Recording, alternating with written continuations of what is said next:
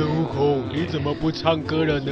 现在没这个心情啦。啊，小叮当，这个沙漠要继续到什么时候啊？我已经不行了，我精疲力尽了。我也是啊，我也是。妖怪怎么都不快点出现？算了啦，今天就到此为止。我赞成。小叮当，你要去哪里呀？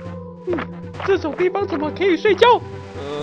拿出软绵绵的床来，顺便把换洗的衣服也拿出来。我要牛排的5分熟就可以了。我要猪排饭就可以了。你们都太奢侈了。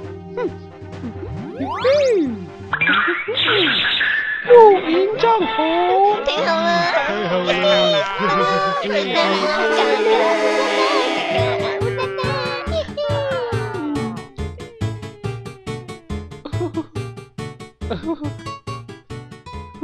我是不是太慷慨了一点呢？才没有呢！哦，看来大家都很有精神嘛。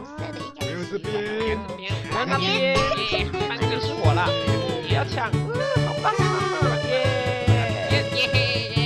冲啊！各位，20分钟以后要吃饭了，请各位在20分钟以后在中央的桌子集合。是。哇，好软哦，耶！亲爱的妈妈，我希望把妖怪干掉之后，我能够见到你，阿门。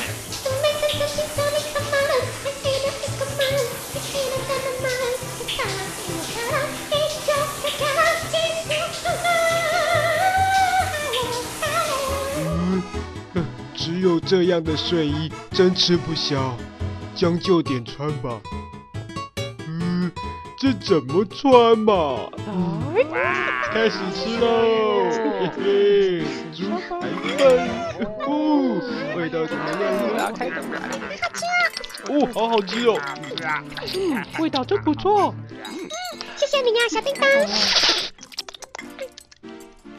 但是跟妈妈煮的比较就，比妈妈煮的好吃。胖虎说什么都好吃。我吃饱了。好快呀！我想，我们真的可以这样子吗？真的可以吗？你说什么？一想到三藏法师在辛苦的旅行，我就会觉得，但是你太善良了啦。是我就喜欢吃牛排嘛。